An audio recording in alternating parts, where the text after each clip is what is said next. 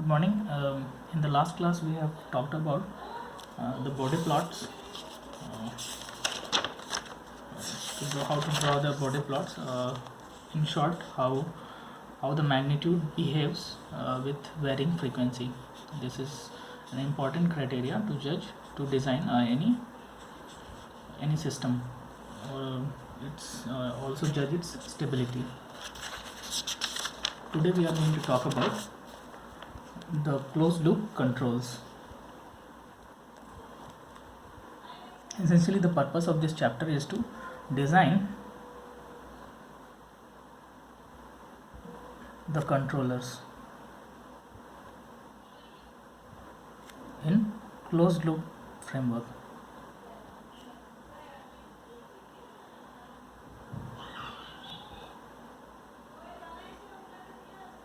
These controllers are classified into several forms such as PID controllers. So in the subsequent lecture, we are going to see how this PID in the combination of PI, PD and PID all will work, how these controllers work. So before that, we first need to see why closed loop is important. Why not open loop controllers? So the answer to this is the closed loop controllers, not controllers so far, the closed loop system. If there is a feedback, so this is an open loop system. Let's suppose this is your transfer function, this is your in, this is your out. Let's suppose my in is RS. We are going to denote input with RS in this particular chapter. This is how the standard books follow, and access as the output. And this is essentially open loop. The closed loop will be something like this. The output is being measured and feedbacked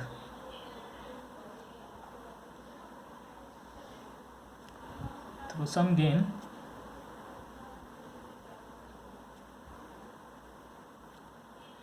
and this RS is being errored. The error signal we denote with ES. Whatever the error signal is being generated here, being inputted here all the time. So it's kind of typical closed loop scenario. So we can also put some, so we can, based on this error, we design some controllers and we will put it here. The controller block will be here. In short, we can also use some controller block here to read the input and give the output. But the problem with this is it's kind of blind. Here it will have some sort of feedback mechanism that will keeps you telling that okay, error is keep on increasing. You need to tweak the controller more, or error is less. Okay, now you should leave the tweaking less. In this fashion it works. But essentially, just by introducing the control loop system, the closed loop framework, just by doing this, we will have some advantage. So we'll see it in this example. Let's suppose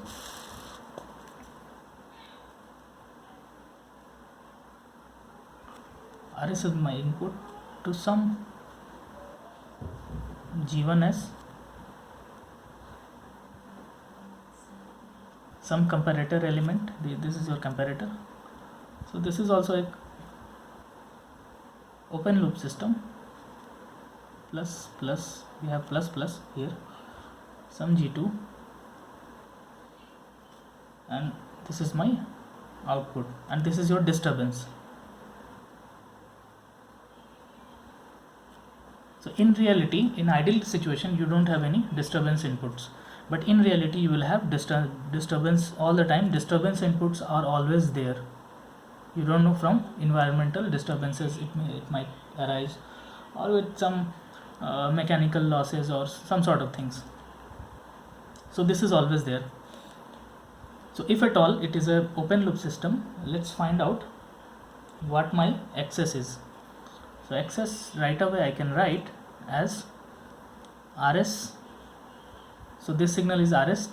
So here the system, the signal will be called here at this arrow. The signal is essentially RS times G1S, and this should be summed up with DS, and overall multiplied with G2S will give you excess, right? So this is nothing but RS times G1S plus DS overall multiplied with G2S, right? This plus this will be here, multiplied by G2 will give you X2. Okay, now let's talk about the closed loop scenario here. In the similar scenario, RS G1S, you will have some sort of disturbances that is being added.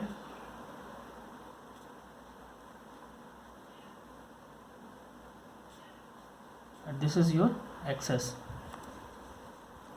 So in closed loop you will have the measurement of this output through some gain. Let's suppose we don't have a unity gain, right now we have some gain block, HS block. This is my feedback.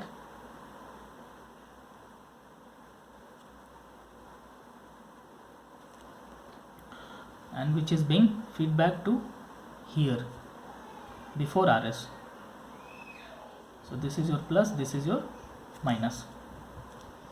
Okay, so the signal here that is coming here, this at this part is RS minus HS. Not only HS, this XS is also, so this is a series kind of thing. So XS will be taken and feedback here. So XS, so this signal with what is coming out here is essentially HS times XS, right? After getting the getting this gain, so this particular signal will be subtracted through RS. So basically this signal over here is nothing but RS minus HS times XS. Agree? This signal, and this signal is being multiplied with G1S to give this signal. So this signal here is essentially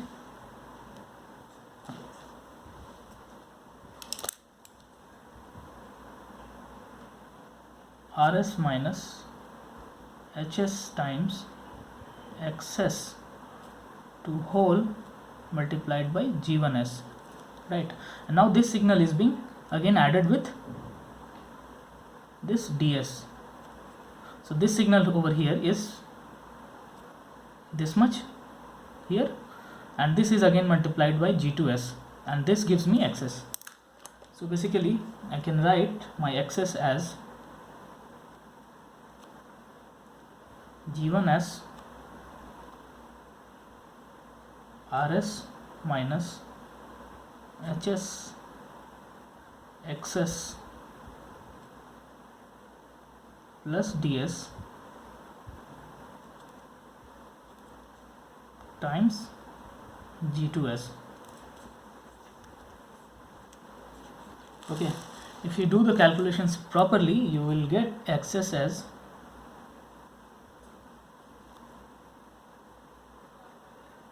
G1S G2S divided by 1 plus G1S G2S times RS plus G2S divided by 1 plus G1S G2S times D.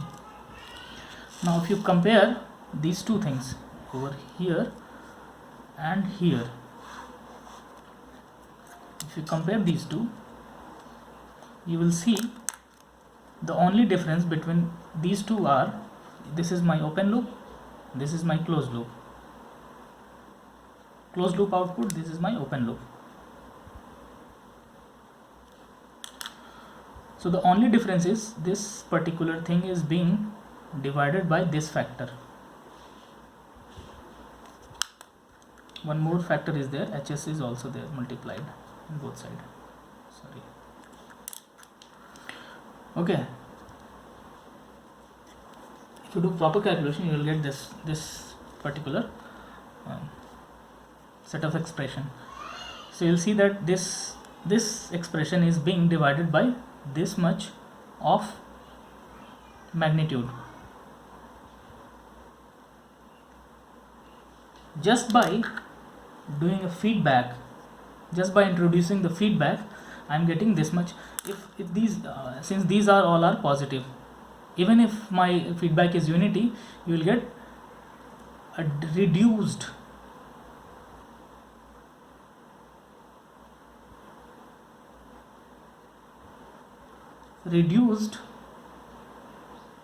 d value.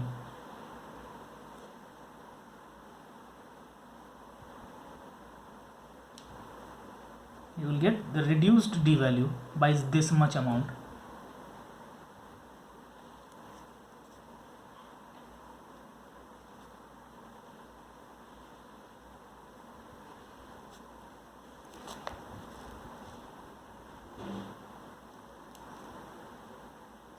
You can see the total overall disturbance is d here, that is coming in this particular expression, but here it is being reduced by this much ratio, it reduced by this much some magnitude. So just by introducing the feedback, you will get the reduced effect of any sort of external disturbance. That is what the advantage of closed loop system is all about. So not only the disturbances, we are actually going to control our output as well. If we introduce some sort of controller over here, some, let's suppose K or S or 1 upon S or any sort of controller, we'll typically call it as PID. In the later section we'll see.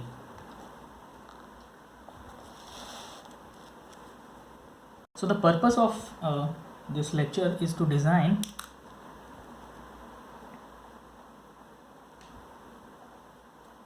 controller that will essentially reduce steady state error, or more precisely reduce error. To be more precise, steady state error.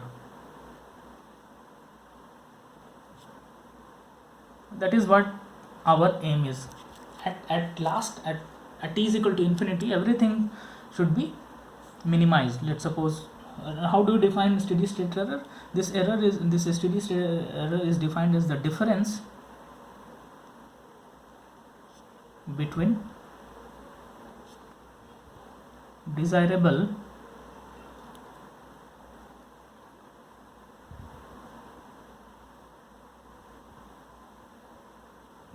set of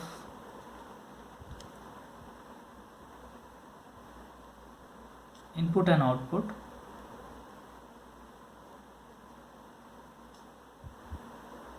when all transients have been died out.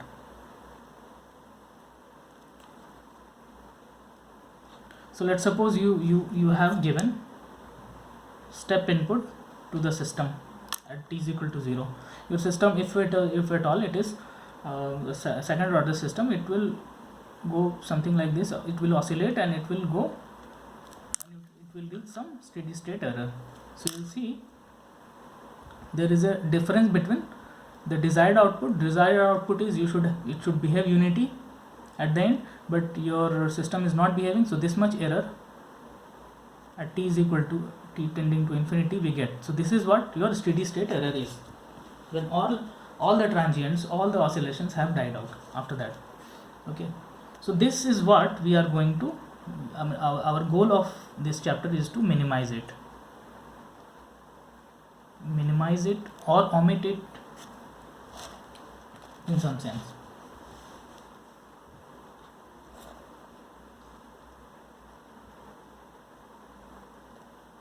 So if at all my system behaves like this, so there is an error, there is a large error.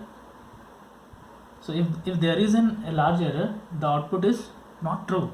So we want to minimize it with the application of any control. So in the view of this steady state error, I want to introduce one new theorem called final value theorem.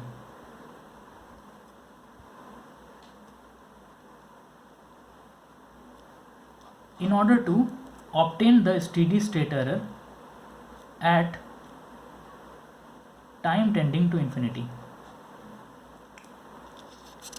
Okay, this final value theorem is a way to find out this error term at t tending to infinity if we are given with the transfer function of this function. If we know the function value in Laplace domain, we could know somehow, without estimating the full function et, how it behaves at t is equal to infinity, what value it could obtain. We could find it through final value theorem, and that will be essential to design any controller. Let's see how. So let's first understand what is my. So there are two theorems basically. One is final value theorem, which is essentially to this understanding of steady state error, final value theorem. And another one is initial value theorem. Initial value theorem. So this final value theorem states that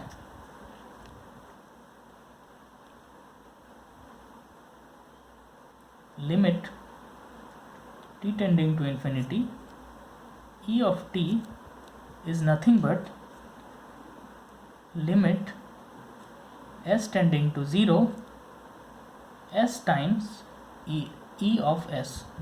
It means the Laplace transformed domain, the error which is being transformed in s domain multiplied with s, and this whole thing is given to this limit s tending to 0. Whatever the value you will get here, it will be equal to your steady state error ss at t is equal to infinity. So this is what your final value theorem states, and the proof of this you will find it in the appendix A of Bolton book, or any control engineering book like Ogata of electrical engineering, control engineering Ogata book. You will find this. So for the time being, we will take it as a granted that we have final value theorem stated in this form. Similarly, the initial value theorem is also estimated at E0 at initial error. Whatever the initial error you will have will be equal to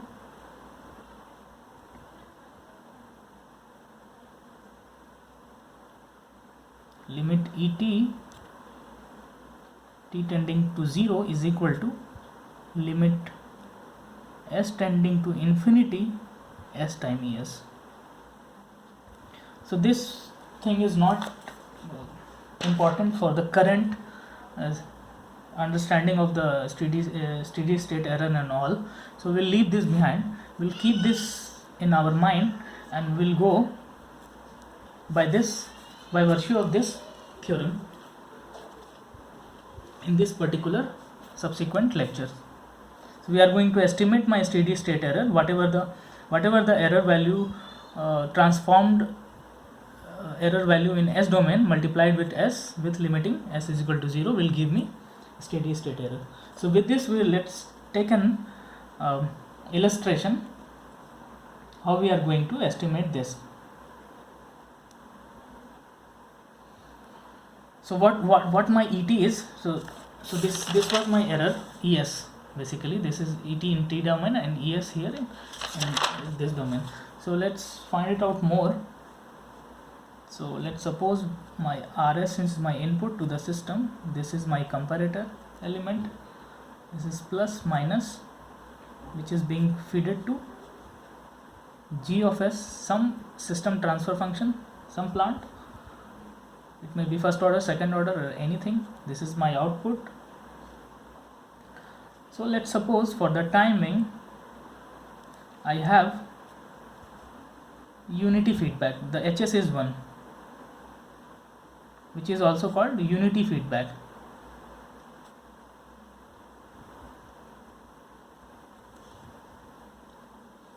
So let's calculate how my ES, so now we are calculating how my ES is in any typical closed loop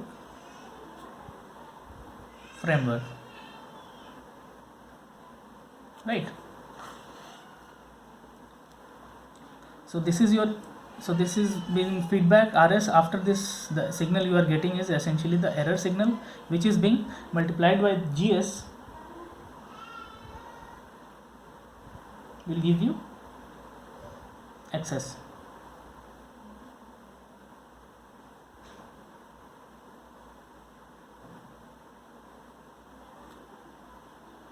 So ES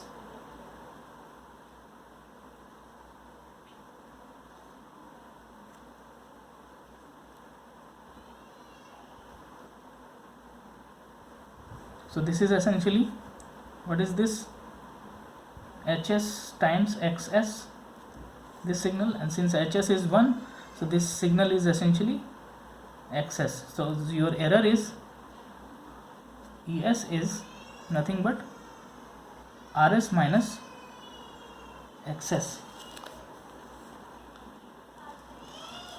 And what is your XS?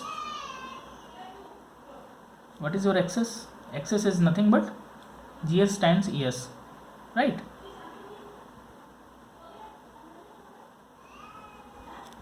Let's put this XS over here.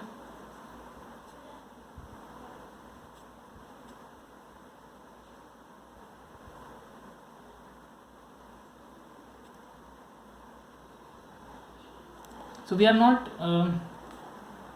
seeing the transfer function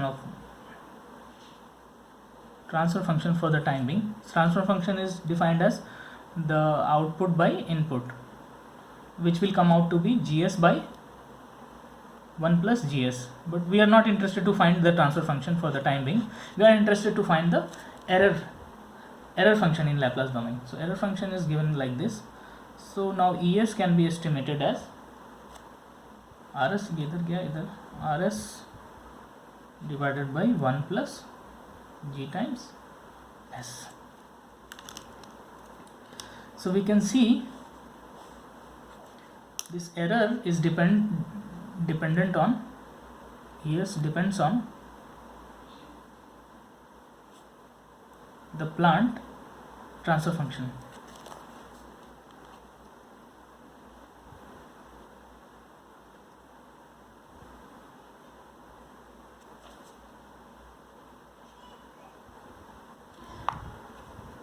Okay, let's keep this in mind.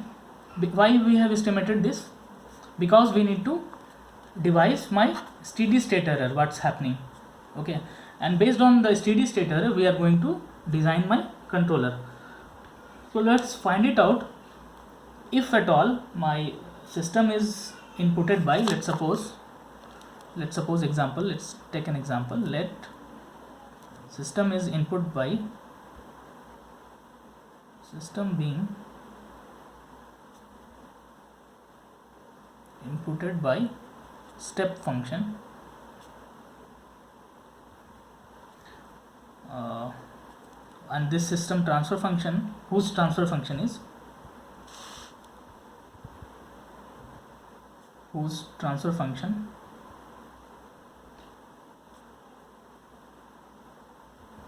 is given as k upon tau s plus 1. Let's suppose first order transfer function we have taken and it is inputted by step function. Then what is the steady state error?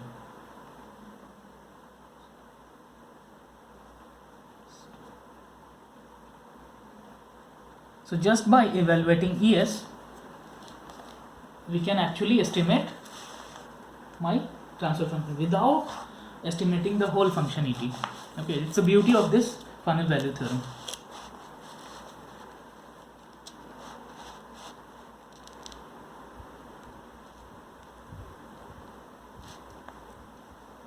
Okay, so I have estimated my ES as, so let's suppose, what is the steady state error of closed loop plant? That is the keyword we should not leave behind, because all the things we are doing in the closed loop manner. Okay, so essentially your input is step Rs is your step function, and step function is defined as 1 upon s in the Laplace domain. Unit step 1, I have already told, 1 in time domain. In the Laplace domain it is giving 1 upon s, it is transformed, right? So in Laplace domain it is 1 upon s. This is my GS, which is nothing but k upon tau s plus 1, first order system, and this is my XS, and this being feedback with a unity feedback. So what is my steady state what is my steady state error? So in order to devise that, we need to first find ES. So ES is what? ES is this. So ES is Rs upon 1 plus GS. And what is my Rs? Rs is 1 upon s. So 1 upon s, 1 plus, what is my GS? K by tau s plus 1. So this is my ES now.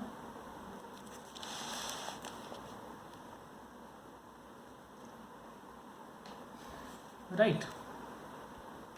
Now I want to find steady state error at t is equal to infinity. What would be my steady state error? So limit t tending to infinity, et I am interested to find, which is nothing but limit s tending to 0, s times ES, limit s tending to 0, s times 1 upon s 1 plus k tau s plus 1. We can do that, right?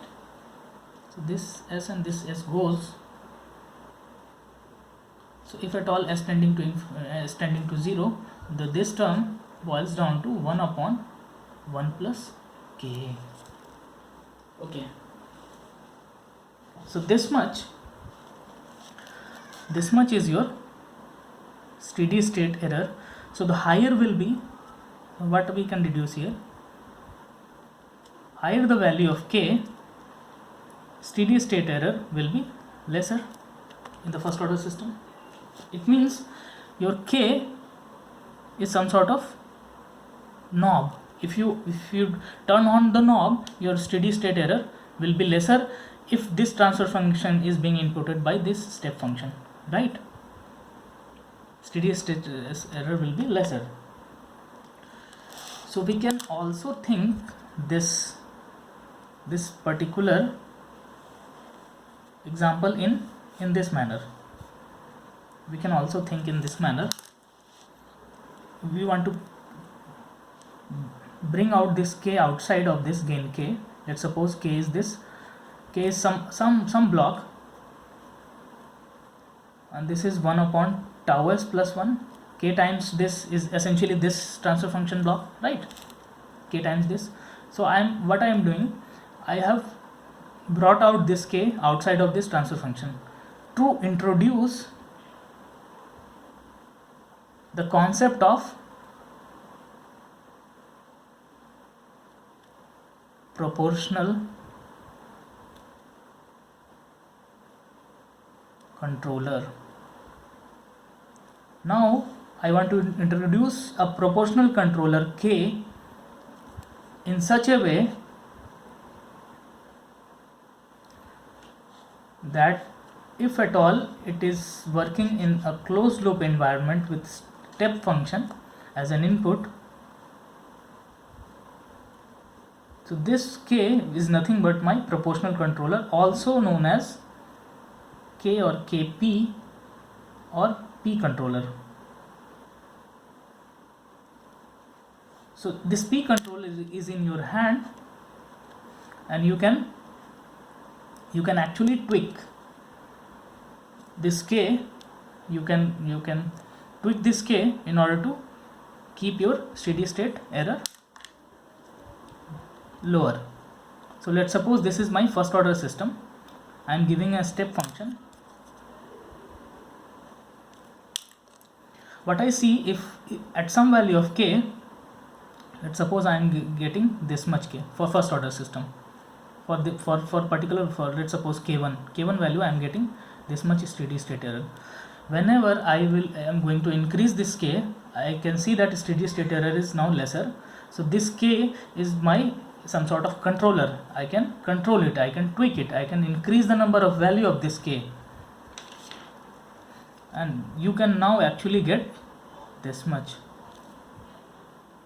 Just by increasing the proportional gain, you can actually decrease the steady state error. So this is how I have introduced the P controller.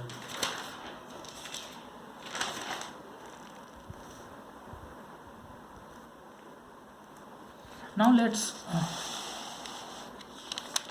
talk about, since we have introduced the P controller, now let me introduce the I controller or integral.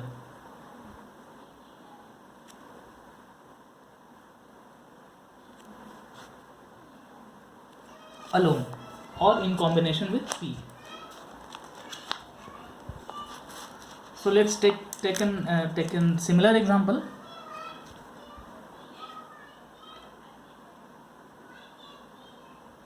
Or this is also called integrator.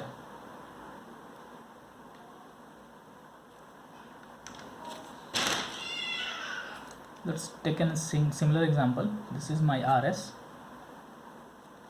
this is my plus, this is my minus. Let's suppose we have already K,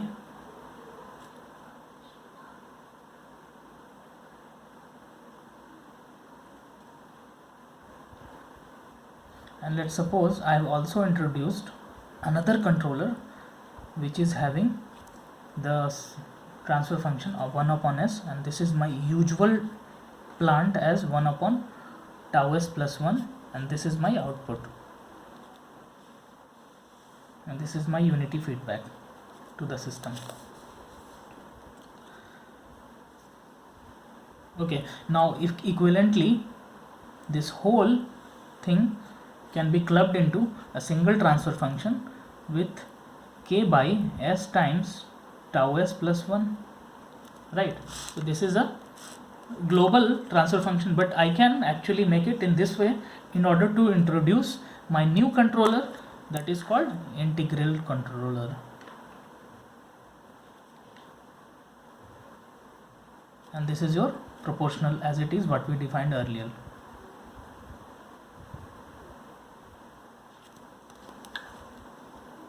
And we can see that here, if we want to find the steady state error of this sort of system with step input, Rs is equal to 1 by s is equal to limit t tending to infinity, Et can be written as limit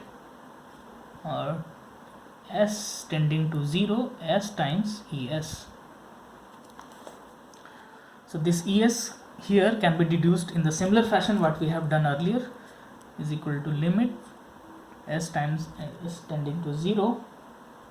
This s is s here, Es will be this times Rs times, sorry, what was my Es?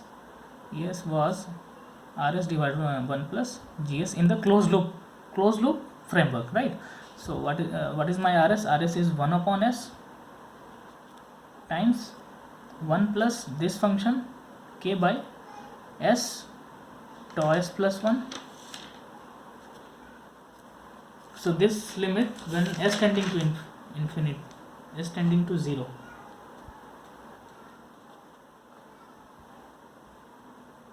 So S tending to 0, this term goes to infinity, this term goes to infinity, means this whole term goes to 0. So what we have seen, not only it goes asymptotically, it actually omits steady state error.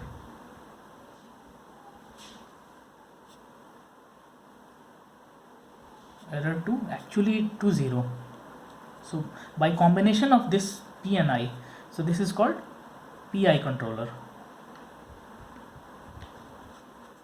what we have introduced here. If my transfer function is this, right? So now we have introduced the P controllers. In similar manner, we can also introduce K 1 upon S and S and 1 upon tau S plus 1 access feedback unity plus minus to my RS. So this is your proportional controller, this is your integral controller, this is your derivative controller.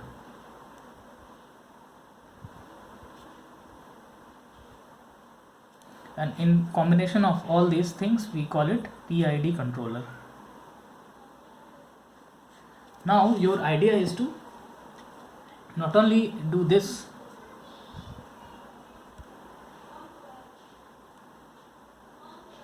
okay, so now you can actually either you can tweak K, or you can tweak 1 upon S, or you can tweak Ki upon S, or you can tweak S or Kd times S and Kp. So in combination with Kp, Ki upon S, Kd upon S, you can actually tweak these things. Or in MATLAB, if you are going to do the control analysis in MATLAB, you will have an option of auto tuning with starts with some initial guess, and it starts auto tuning these gain values, and you can actually omit this sort of steady state errors.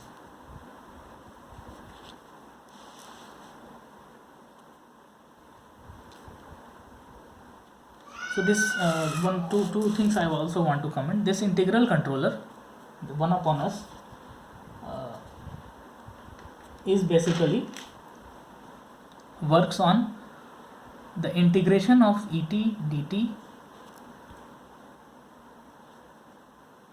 and this tending to 0. So basically this controller works in such a way that integration of this error, the sum of all the errors, sum of all the errors behind it makes it 0. It try to make it 0. And whenever you talk about this derivative controller, this is essentially e det by dt. This is basically the slope of this error. Higher the slope, higher will be your gain, and you can actually, and this controller, this controller depends upon the rate of change of error in slope wise. Like higher the slope, higher will be your derivative controller. So in this fashion it works. And this proportional controller is just the multiplication of multiplied by with some gain. So this is how your PID controller framework works. So in the next lecture, I'm going to actually talk about these PIDs, how these are made through the op-amps, and how in what framework, from framework these op-amps work as a P, what framework this op-amp works as I and D, and also in what framework this op-amps work as PID collectively in real sense. So this, so far we have done it mathematically, but we are going to actually seek that how this works in the framework of op-amps. In the next subsequent lecture I am going to talk about. Thank you for the time.